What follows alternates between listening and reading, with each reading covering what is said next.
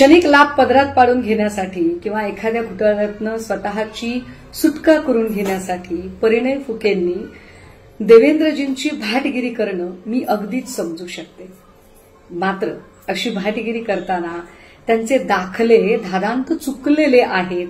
मी जरी पुरोगामी चळवळीतली असले तरी जेवढा काही माझा पौराणिक ग्रंथांचा अभ्यास झालेला आहे त्यानुसार प्रभू श्रीरामाने एका वचनाखातर वनवास भोगला.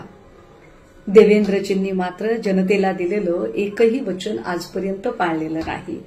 मग ते अजित पवारांबद्दल बोलणं असेल, नारायण राणे असतील, छगन भुजबळ, हसन मुश्रीफ या कुणा संबंधानेही अगदी वेगळा विदर्भ झाल्याशिवाय मी लग्न करणार नाही हे जनतेला दिलेलं वचन असेल त्यातलं कुठलंच वचन त्यांनी पाळलेलं नाही.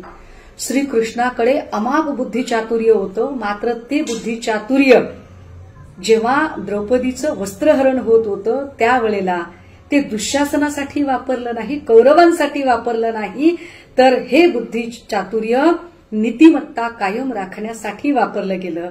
देवेंद्रजींचं बुद्धिचातुर्य मात्र इतरांचे पक्ष फोडण्यासाठी किंवा 40 लोकांनी एकत्रित गद्दारी करून कसा दुसऱ्याचा पक्ष आपला आहे हे सांगावं याच्यासाठी वापरलं गेलं. महादेवाकडे तिसरा डोळा होता. जेव्हा कधी पृथ्वीवर अति झालं, अन्याय झाला, अत्याचार झाला तेव्हा तेव्हा महादेवाने आपला तिसरा डोळा उघडला. इथे मात्र 7 वर्षाचं लेकरू आणि 70 वर्षाची म्हातारी कुणीच सुरक्षित नाहीये. एवढा अनाचार अत्याचार होत असतानाही देवेंद्रजी मात्र डोळे झाकून गपगार बसलेले आहेत. सूर्याबद्दल काय बोलताय, सूर्याचं तेज कुठे?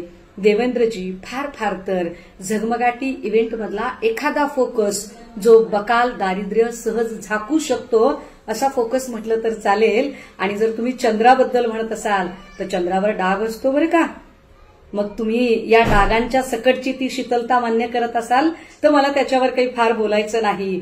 पण परिणय फुकेजी हे एवढे सगळी स्तुतीसुमनं उधळण्यापेक्षा आपल्या अमृत भावाच्या विधवा पत्नीचा हिस्सा एकदा द्या ना. माणूस म्हणून तुमची उंची अजून वाढेल.